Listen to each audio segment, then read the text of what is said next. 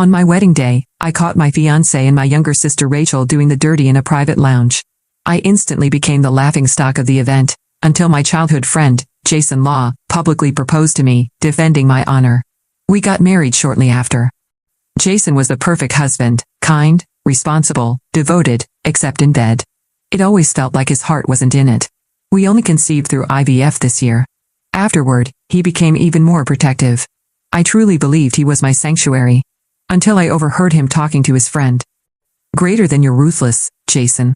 Nina's been nothing but good to you. How could you swap her egg with Rachel's just because Rachel doesn't want to go through childbirth? Jason sighed. I'll give Rachel the baby once it's born. It's her dream.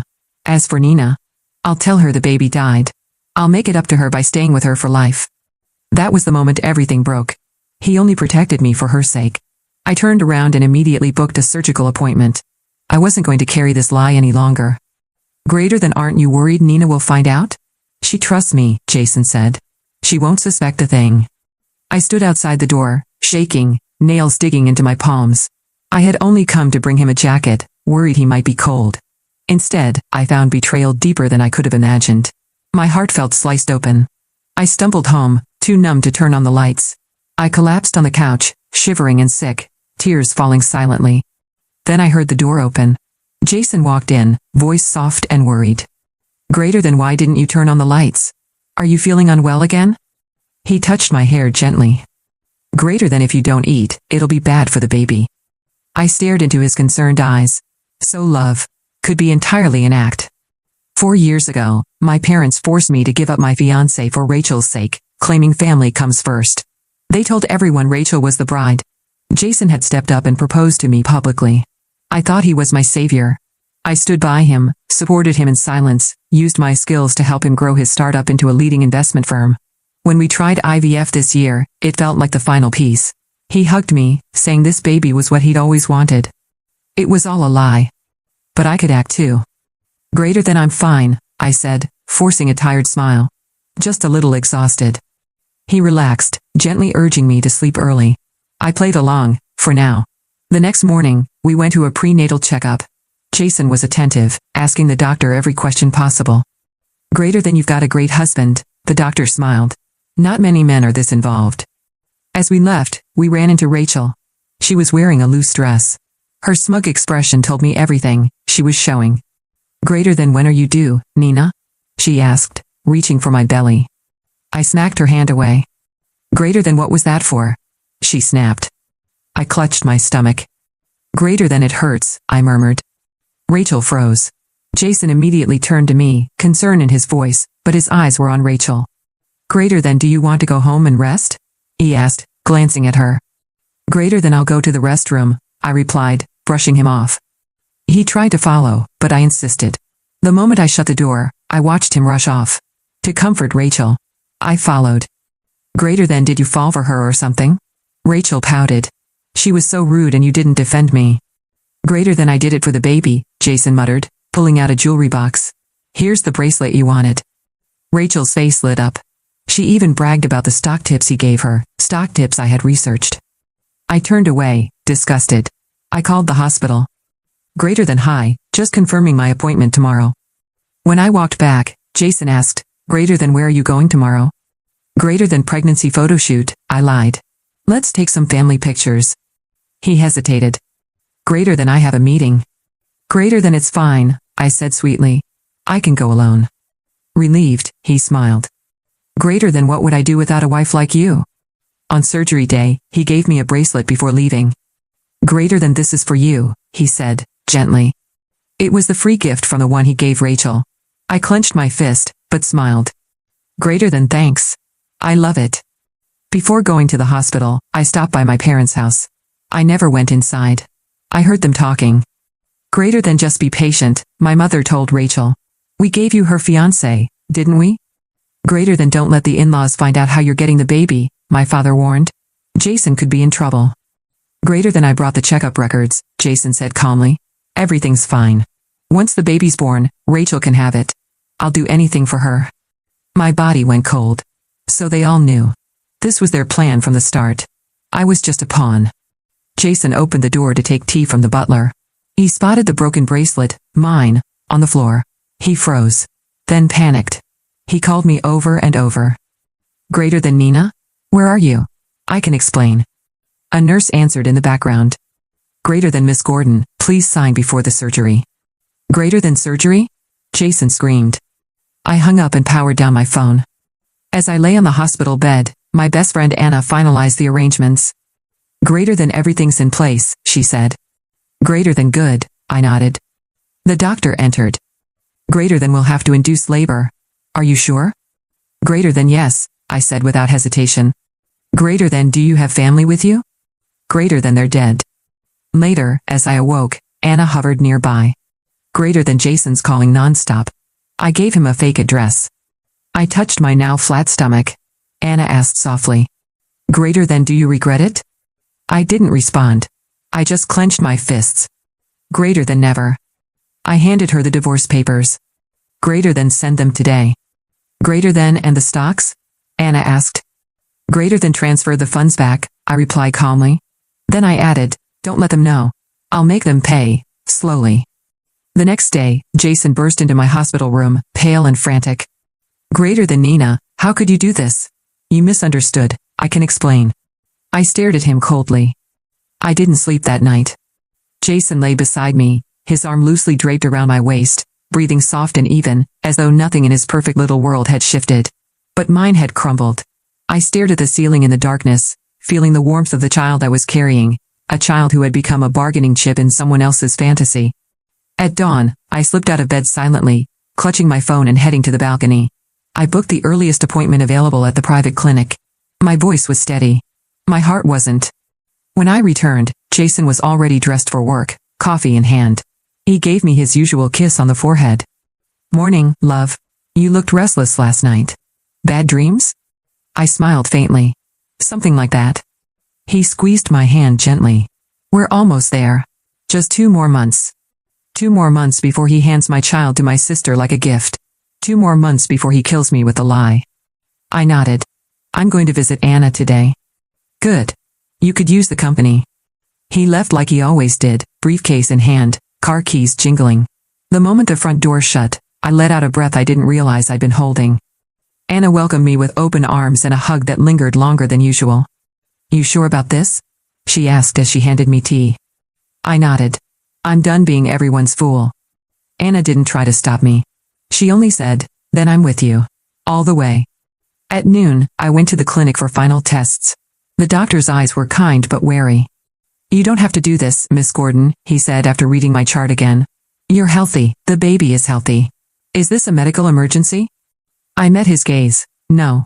It's a survival emergency. He didn't press. Just handed me forms and a pen. I signed every page without flinching. Each stroke felt like a burial, for the child, for the lies, for the version of myself who once believed in Jason Law. That night, I pretended everything was normal. Jason made pasta. He set the table. He told me about the market and the deal he closed that day. I nodded and smiled and asked polite questions, but in my head, I was counting down hours. Tomorrow, the mask would drop. In bed, Jason turned to me. You're glowing lately, he whispered, running a hand down my belly. Maybe it's peace, I replied. He chuckled. Whatever it is, I like it. He fell asleep quickly. I didn't. My fingers curled around the hospital consent form I'd hidden in my drawer. It was crumpled, but intact, like me. The next morning, I dressed carefully. A soft sweater. Comfortable shoes. No makeup. I didn't want to look like a woman going to war. I wanted to look like any other expectant mother heading to a checkup. Jason walked me out. You sure you don't want me to come? He asked, smiling. You've got meetings. He kissed me goodbye. And just like that, I left to end everything. At the clinic, Anna was already waiting. She handed over a folder filled with all the documentation I'd need for after, divorce, asset tracking, legal protection. We'd been planning this for weeks without Jason suspecting a thing. You're not alone in this, she reminded me gently. I nodded, my eyes stinging. I know. In the waiting room, I placed a hand on my stomach. I'd whispered to the baby the night before. I told them I was sorry. That this was the only way I could protect them from being born into a lie. Then the nurse called my name. As I lay on the hospital bed, hooked up to monitors, I heard my phone buzzing furiously in Anna's purse. Anna took a quick glance. Jason. He's called 12 times. I closed my eyes. Don't answer. Anna squeezed my hand. It's almost time. And it was. Time to wake up. Time to let go. Time to destroy the fantasy before it destroyed me. I turned my head as the nurse approached. Let's begin. The anesthetic left a bitter taste on my tongue. As my vision blurred and the ceiling lights above me flickered, the last thing I felt was Anna's hand in mine. Her grip steady, her gaze unshaken. Then, nothing. When I opened my eyes, the world was quiet. The white hospital ceiling stared back at me like a blank page. For a second, I didn't remember why I was there. But then I reached down, instinctively. The soft curve of my belly was gone. My breath caught. It was done. Hey, Anna's voice came from beside me, low and gentle. You're awake. I turned my head slowly. Her eyes were puffy, but her smile was strong. She didn't say anything else. She didn't need to. Was it? I asked. She nodded, clean, safe. They made sure. I swallowed hard and nodded. A strange stillness settled over me, an emptiness, but not sorrow. Not regret. It was like stepping out of a burning house. The loss, yes, but also relief. Anna helped me sit up. Jason found out. He's been calling non-stop. I gave him the wrong address. He's probably tearing up half the city by now. I stared at my hands. Let him. He's chasing a ghost. A soft knock interrupted the silence. A nurse peeked in. Miss Gordon? There's a man downstairs demanding to see you. We've called security. I took a breath. Tell them I don't know him. She nodded and left. Anna raised an eyebrow. You sure? Dead sure. But Jason didn't give up. Over the next hour, he called from 6 different numbers, sent emails, voice notes, even messages through mutual friends. His panic leaked through every word. Nina, please. Let me explain. Where are you? I need to see you. You don't understand. It wasn't supposed to be like this. I deleted everyone without opening them. Anna brought me home late that evening. I walked through my apartment like I was entering it for the first time. Everything looked the same, but nothing felt familiar. Jason's coat still hung by the door. His cologne lingered faintly in the air. Our wedding photo sat on the mantel like a joke. I'll stay the night, Anna offered. No. I need the silence. She hesitated. Call me if you need anything. I will. She left. I locked the door behind her and walked straight to the bedroom. I took down every photo of us. Every memory he could weaponize against me. I threw them into a box, sealed it shut, and shoved it into the closet. My phone rang again. Jason. I turned it off. That night, I sat at the vanity in silence. The moonlight cast pale shadows across my face. I stared at my reflection and whispered. You survived. The next morning, I sent the divorce papers through my lawyer. He assured me they'd be delivered by hand. At noon, Jason showed up at my office building. Security turned him away. He stood outside for nearly 2 hours before leaving. I watched from the 3rd floor, hidden behind tinted glass. Later that evening, I got a message from my mother. You've embarrassed us. Jason is heartbroken. Rachel is devastated. How could you do this to your family? Family. I laughed, cold, hollow. That word didn't mean anything to me anymore. I sent back a single line. Consider me dead. That weekend, Anna and I met with an accountant. We split all the assets cleanly. Every investment I'd made under Jason's name, every stock I'd boosted, was accounted for. He would keep the business. I'd take the capital. He could have the kingdom. I was walking away with the gold. And Rachel? Let her carry her pregnancy in silence. Let her explain why Jason wouldn't marry her after all. Because that part he hadn't told anyone, Jason couldn't face the shame. Not now. Not after what I knew. But it didn't matter anymore. I wasn't playing the villain in their tragedy. I was simply gone. Later that night, I looked at the stars through the open window. No tears came. Just wind. Just freedom. Let them wonder. Let them suffer. Let them beg. Because from now on, I wasn't going to be anyone's pawn. I was ready to become something else entirely. 1 week passed. The headlines shifted from corporate mergers to celebrity gossip. No one cared about Jason Law's sob story. No one even knew it yet. But I did. And I was no longer afraid of the silence that came with knowing. I moved into a temporary apartment, modern, minimal, anonymous. The only photo I kept was one of me and Anna from college. Everything else belonged to a life I had burned to the ground. Jason tried to freeze the accounts. I was prepared. My lawyer filed a motion before his even showed up in court. The stocks had already been sold, the assets split and distributed under the prenup he never bothered to read again. The accounts he thought were in his name were actually in my maiden name, shielded by a trust I had set up 2 years ago, back when I first sensed something was wrong. He underestimated me. Everyone did. Rachel, meanwhile, was imploding. Anna forwarded me a clip from her Instagram live. Rachel was crying, again, talking about how she was betrayed, how some women are too selfish to understand sisterhood. Sisterhood? I closed the video and laughed out loud for the first time in weeks. Later, Anna texted. Jason's at it again. Just sent a bouquet to your old address with a handwritten letter. Want to see it? No. Burn it. Already did. With pleasure. I spent my days rebuilding. Quietly, strategically. I reached out to investors I'd once advised under Jason's firm. They thought I was just a supportive wife. They didn't know I'd been the brain behind half their profits. When I explained who really analyzed the numbers, drew the trends, made the bold calls, they listened. One of them, Mr. Beckett, an old hedge fund player, asked me plainly over coffee. Why should I bet on you now, Ms. Gordon? I didn't flinch. Because I've got nothing left to lose. And because I'm the reason Jason Law ever had a name worth remembering. He studied me for a long moment. Then nodded. I'll give you 6 months. Prove it. It was all I needed. I registered a company that afternoon. Gordon Equity. My name. My rules. That night, I stood by the window of my new office space, just a tiny rented corner suite for now, and looked out over the city. It was the same skyline Jason once called ours. Now it was mine alone. Anna brought takeout and a bottle of champagne. To fresh starts, she toasted. I clinked my glass against hers. To revenge done right. Meanwhile, Jason was unraveling. He sent me an email at 3:17 a.m. Nina, please. I never meant for things to go this far. Can't we talk? Just once. Just us. I didn't respond. 2 days later, I received a letter from Rachel's lawyer.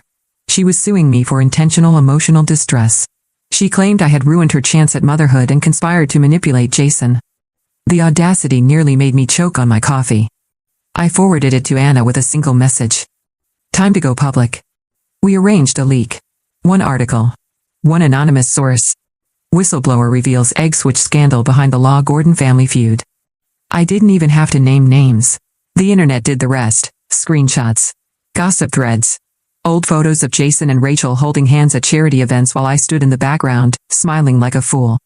Within hours, Jason's firm was trending, for all the wrong reasons. By the next morning, the board had issued a statement. Jason Law had been placed on administrative leave pending internal review. Anna burst into my office laughing. You didn't even break a sweat. I sipped my tea calmly. Why would I? I'm just getting started. That night, Jason called again. This time he left a voicemail. Nina, you win. I'm sorry. I didn't want to lose you. I never thought you'd leave like this. Please. Can we just start over? I miss you. I miss us. I stared at the phone. Then I deleted the message. I didn't miss us. There never was an us. Just me. Just them. And now. Just the truth. And the truth was. I had died the day I walked into that lounge on my wedding day. But the woman who rose from those ashes? She was someone they would never see coming. The news cycle devoured Jason Law's scandal like a ravenous beast. Blogs, forums, finance gossip sites, everyone was talking. Not about me. But about him. About her. Rachel Gordon, the golden child who tried to steal a baby and still managed to cry about it online. Jason Law, the charming CEO whose empire had been quietly built on a bed of lies and someone else's brilliance. Me. I didn't grant interviews. I didn't comment. Silence had always been my greatest weapon, and now it was my shield. Meanwhile, the board at Jason's firm moved quickly. They appointed a new interim CEO. Jason was suspended pending investigation. The company's valuation dropped by 12% in 2 days. Clients pulled out. Investors demanded answers. And I simply watched. From my new office, from the shadows, from the quiet strength of someone who no longer needed to scream to be heard. One morning, Anna burst in, a tabloid in hand. The headline read, Mistress or Sister? The baby Rachel Gordon was never meant to raise. I didn't even blink. I didn't leak this, she said quickly. But someone out there is connecting the dots. Let them, I murmured. Truth doesn't need my permission to come out. The best part? I had kept all the evidence, medical records, IVF logs, audio clips Jason never knew I recorded, a notarized timeline. My lawyer had it all sealed, just in case they ever tried to spin it back on me. I was prepared. Rachel, however, was not. She made the mistake of going live again, trying to play victim, rambling about how she was tricked and wasn't ready to carry a baby. She sobbed about how Jason had promised her the child would be theirs, and how I stole everything from her. But this time, the audience wasn't sympathetic. You wanted her baby. Now you want her life too? You two belong together, behind bars. We've seen the receipts. Sit down, Rachel. She shut off the live mid-breakdown. I didn't smile. I didn't gloat. I simply moved on. My company, Gordon Equity, began attracting serious attention. Mr. Beckett introduced me to his network of retired investors, quiet titans who no longer wanted to manage their own portfolios, but were happy to let a ruthless phoenix, as one called me, do it for them. I delivered. Fast. Within a month, I closed 3 major contracts. One of them? A multi-million-dollar renewable energy startup that Jason's firm had rejected, based on my initial research he never bothered to read. Poetic. One evening, as I was reviewing quarterly projections, I got a call. Unknown number. I answered on instinct. Hello? A pause. Then a woman's voice, fragile, familiar. Nina. It's Mom. I didn't speak. I know I have no right, she continued, voice trembling. But your father's in the hospital. Heart attack. Stress, they said. He's asking for you. I stayed silent. He wants to apologize. We both do. We were wrong. About everything. My nails tapped lightly against the edge of the desk.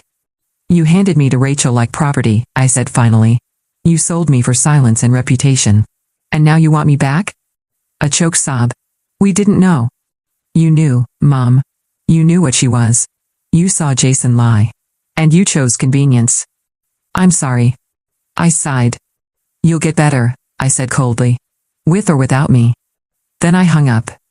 That night, I didn't cry. I didn't scream. I wrote a letter instead. To my unborn child. Greater than you were loved. You were wanted. But you were never safe. So I let you go, so they could never touch you. Not with their greed. Not with their poison.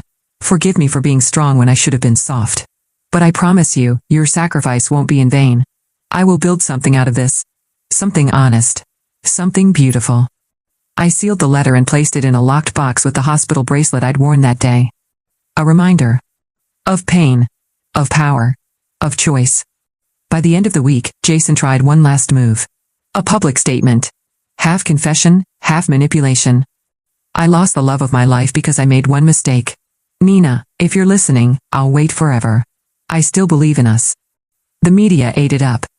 But I knew better. Jason Law didn't miss me. He missed control. And the next time he tried to play that card, I would burn the whole deck. The following week, I received a formal invitation. Cream envelope. Gold trim. Embossed letters. The Gordon Family Charity Gala, honoring our shared legacy. I nearly laughed. Legacy? They had tried to erase mine. Now they wanted to celebrate it? Inside the envelope was a handwritten note from my mother. Greater than you're still our daughter. Please attend. Rachel will be there. So will Jason. It's time to forgive. Let's put this family back together. Back together? They really thought I would wear a gown, smile for photos, and pretend they hadn't tried to steal my body, my baby, and my dignity? But then, something inside me clicked. Fine. Let's put the family back together. Piece by broken piece, so they could see what they'd destroyed. I arrived precisely 15 minutes late. Fashionably late. Just long enough to be noticed. The ballroom at the Marriott was decorated in soft golds and ivory. Crystal chandeliers shimmered overhead. A string quartet played something elegant in the corner. Familiar faces turned toward me. Some gasped. Some whispered. I wore a black satin gown. Sharp neckline. Hair slicked back. No jewelry except a single silver ring on my left hand, my mother's. Not Rachel's. Not stolen. Mine. Jason was by the champagne fountain when he saw me. His face paled. He looked as if he'd seen a ghost. Rachel's expression twisted with panic. I could see her lips form the words. Why is she here? Exactly, Rachel. Why am I here? People approached me cautiously. An old aunt tried to hug me. Nina, you look stunning. We've missed you. Have you? I said, smiling. She blinked and walked away. I moved through the crowd like smoke, untouchable, unapologetic. People parted for me without even realizing it. Jason finally worked up the courage to approach. You came. I turned to him slowly. Didn't you say you'd wait forever? He looked like he wanted to smile, but thought better of it. Can we talk? Somewhere quiet? I sipped my champagne. No. Nina, please. I'm not here for closure, I cut in, voice calm but sharp. I'm here to watch you squirm in the ruins of everything you built on top of me. His jaw clenched. You're angry. No, I said softly. I'm powerful. There's a difference. Then came the main event. My father took the stage. His voice shook more than I remembered. We gather here not just for charity, but for unity. For family. For healing. Healing? He continued, and so, I want to invite both of my daughters to join me here on stage. Rachel, Nina. A hush fell over the crowd. Rachel stood and walked proudly toward the stage. She wore white, symbolic, perhaps. She smiled at the audience as though she hadn't tried to take my child and replace me in my own life. I stayed seated. My father cleared his throat. Nina? I met his gaze. Then stood, slowly. Every eye followed me. I climbed the steps and stood beside Rachel. She smelled like roses and desperation. My father smiled, relieved. Here they are. Our family. Together again. I took the microphone. Together again? I repeated, eyes scanning the crowd. I suppose that's true. My father. Who traded me for silence? My mother. Who comforted the wrong daughter? My sister. Who plotted to take what wasn't hers? And Jason. Who lied until he drowned in it? Murmurs rippled through the room. I kept going. You want unity? You want legacy? Here's mine. I was the woman behind the empire. I built Jason's career. I protected my family's reputation. I endured the betrayal in silence. And I walked away with everything they tried to take. I looked straight at Jason. You said you'd wait forever, remember? Good. Wait. I'm not coming back. I handed the microphone to my father and stepped off the stage. Stunned silence followed me. Outside, the air was cool. Anna was waiting by the car. You done? She asked. For now, I said. But deep down, I knew. The final move hadn't been played yet. The days after the gala were quiet, publicly. Privately? Chaos reigned. The speech had gone viral. Someone had recorded it, of course they had. It only took one clip uploaded to TikTok for everything to spiral. Greater than she walked on stage and exposed her whole family without blinking. This woman's a legend. Rachel's face when she said I walked away with everything, I felt that. Comments flooded in, sympathy, admiration. Disgust, mostly for them. Within 48 hours, Jason's firm lost its biggest investor. Rachel locked all her social media accounts. And my parents? Well, my mother showed up at my office uninvited. She was thinner than I remembered. Her makeup was heavier, but it couldn't hide the pleading in her eyes. Nina, we need to talk. I didn't invite her in. I just stood in the doorway. About what? The part where you handed my life to Rachel because it was more convenient for you? She flinched. We made mistakes. No. You made a decision. Over and over. And I've made mine. Her voice dropped. You're punishing us. I'm letting you live with your choices, I said flatly. That's not punishment. That's consequence. Before she could say anything else, Anna appeared behind me. We're in a meeting, she said politely but firmly. You'll have to go. My mother looked at me one last time. You'll regret it, Nina. Family doesn't come back once it's gone. I held her gaze. That's the point. That afternoon, Jason tried again. An email. A long one. Greater than I never stopped loving you. You're the strongest woman I've ever known.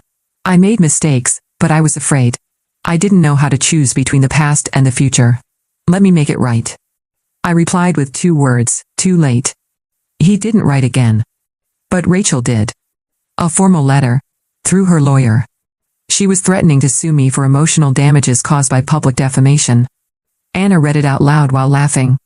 She really thinks she can cry her way into sympathy after this mess? She's desperate, I said. Let her dig. So we responded. A single-page reply with attached medical records, audio logs, and a notarized IVF contract that listed my name, not hers. By the end of the week, Rachel dropped the lawsuit. But her misery didn't end there.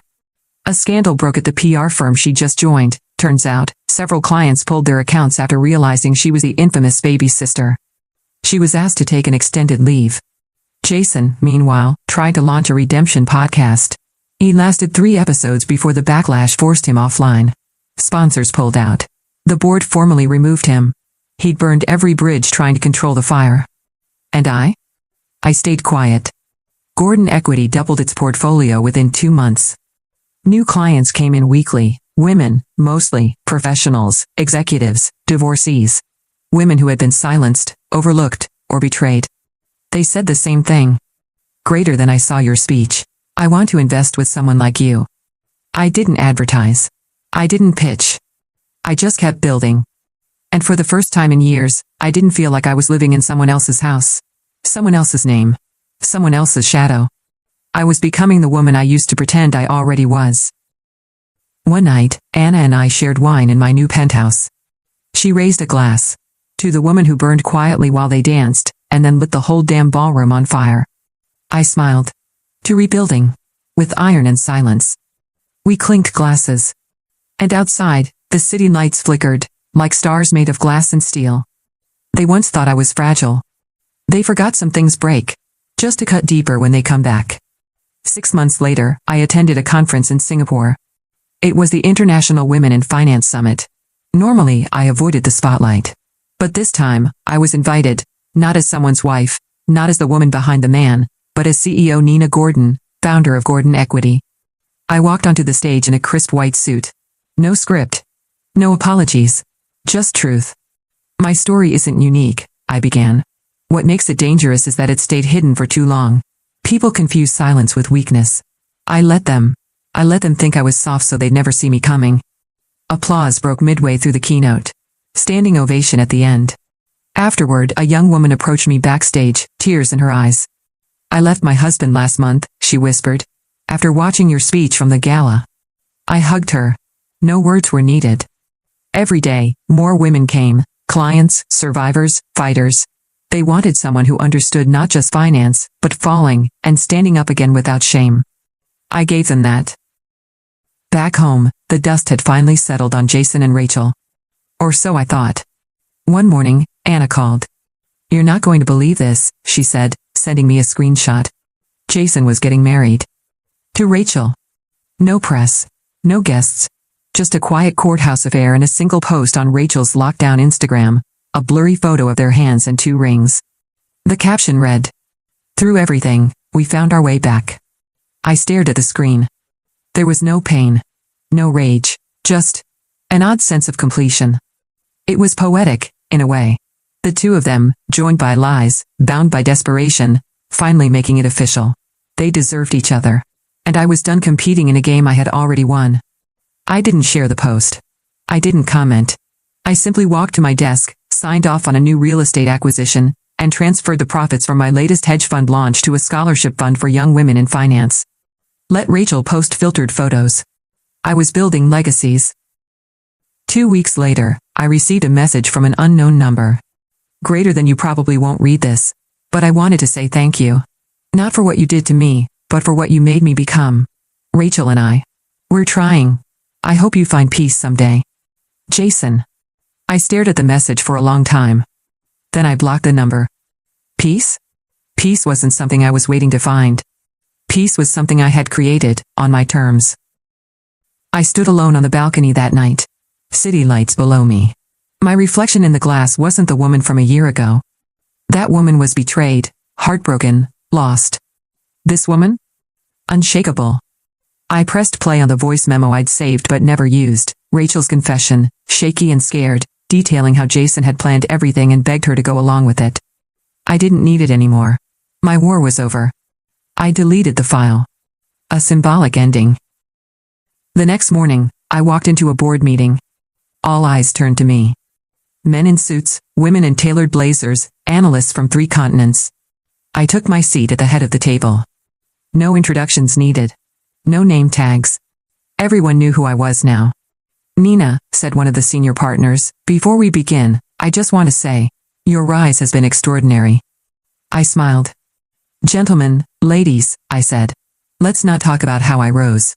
Let's talk about how we rise together. And with that, we began. Autumn arrived with a sharp wind and sharper headlines. An exposé dropped, anonymous sources, leaked memos, and a buried investigation that had been quietly shelved during Jason's tenure. It revealed how internal audits were falsified, performance reports manipulated, and unethical trades greenlit under pressure. And though Jason was no longer CEO, his name was all over the documents. I hadn't lifted a finger. The past had finally come knocking on his door all by itself. Jason's attempt at a second act failed overnight. The podcast shut down. The startup he tried to launch with borrowed money never secured funding. Even Rachel's image rehab campaign tanked when someone uncovered fake reviews and purchased followers. Together, they had become a brand of quiet disgrace. And yet, I didn't celebrate. I observed. Because real power doesn't scream. It watches. It learns. It waits. One morning, I received a letter, not an email, not a text. A real letter. The envelope was thin and expensive. No return address. Inside was a simple sheet of cream stationery, folded once. Greater than I'm sorry. Rachel. I stared at the paper. One sentence. No explanation. No excuses. Just that. It could have been sincere. Or it could have been her last-ditch effort at salvaging something. But I didn't need to decode it. I burned the letter in the sink and turned on the tap. Watched the ashes swirl down the drain like every word she'd ever said to me. The holidays approached, and my parents tried one last time. A call from an unknown number. My father's voice on the other end, raspy and unfamiliar. Your mother's not well, he said. She's been declining. She keeps asking for you. Silence. Just, come home, Nina. For her. I considered it. For all of 3 seconds. Then I said calmly, you stopped being my home the moment you gave it to someone else. I hung up. That night, I took out the last photo I had of us all together. Me, my parents, Rachel, and Jason. Taken a week before the wedding that never happened. Everyone was smiling. Except me. I shredded it and tossed the pieces into the fireplace. This was the final cut. Anna and I celebrated the new year in Paris. She surprised me with a trip, a penthouse suite, and champagne that cost more than my first car. To the woman who wrote her own ending, she toasted. I raised my glass. To the one who stayed by her side. We laughed, and for the first time in over a year, I felt light again. Not because I'd won, but because I'd let go. Not just of them, but of who I had to become to survive them. Back in the States, Gordon Equity was named fastest rising private investment firm of the year. I declined the award ceremony. I sent my team instead, every woman who helped build it with me. They stood proudly on stage, holding the trophy together. I watched the live stream in my office, smiling. I didn't need the spotlight anymore. I was the light now. And as the camera panned across my team, diverse, powerful, brilliant, I knew this was just the beginning. My legacy would never be about revenge. It would be about rebirth. Spring returned quietly, as if the world had taken a deep breath after surviving the storm. Gordon Equity expanded into Europe that quarter. We opened offices in Berlin and Madrid. I didn't attend the ribbon cuttings. I sent the next generation of women I'd mentored, the ones who once doubted their voices, now leading boardrooms with the steadiness of giants. My name was on the doors, but they were the reason the doors stayed open. One morning, I received a call from a woman named Claire Hastings. She was the editor-in-chief of Forbes Women. We want to feature you, she said. But not just for your financial success. For everything you represent. I hesitated. I had avoided cameras, interviews, and brand deals. I didn't want to be famous. But I realized, this wasn't about fame. It was about truth. And maybe, finally, I was ready to tell it on my own terms. The photo shoot took place in a sunlit atrium with floor-to-ceiling windows. No filters. No glamour. Just me, in a navy pantsuit, no jewelry, hair tied back. The headline. Nina Gordon, the empire she built after the betrayal. In the interview, I answered everything. How I found out about the egg switch. Why I went through with the pregnancy termination. How I started my firm from nothing. How I no longer speak to a single blood relative. And when the interviewer asked, if you could say one thing to the Nina from that wedding day, what would it be? I smiled. Don't look back. The article went viral. But something more unexpected happened. I began receiving letters. Hundreds of them. From women in law, medicine, politics, academia, strangers, survivors, sisters. Each with the same message. Greater than your story made me walk away from what was killing me. I chose myself because you did. You didn't just build a company. You built a mirror where we could finally see ourselves. I cried reading them. Not from pain, but from knowing I hadn't just burned the bridge behind me. I'd lit the way forward for others. Jason never recovered. Last I heard, he moved to a smaller city, trying to start over. But his name was now a cautionary tale in business schools. Rachel vanished from public life. Her LinkedIn says she's exploring new opportunities. Whatever that means. As for my parents? They never called again. And I never needed them to. I created a foundation 6 months later. The Phoenix Fund, designed to support women rebuilding after betrayal, divorce, and financial abuse. We funded shelters, offered legal aid, and provided seed money for startups led by survivors. In the first year, we helped over 300 women take their first step toward freedom. That was the legacy I wanted. Not revenge. Redemption. Not destruction. Reconstruction. One evening, I returned to the private clinic where it all began. Where I made the decision that changed everything. I left a bouquet of white tulips at the entrance with a note tucked inside. Greater than to the girl who chose herself. I'm proud of you. No signature. Because she already knew who it was from. As the sun dipped behind the skyline, I stood in the glass tower bearing my name. Nina Gordon. Not Jason's wife. Not Rachel's sister. Not anyone's shadow. Just me. And for the first time in my life, that was more than enough.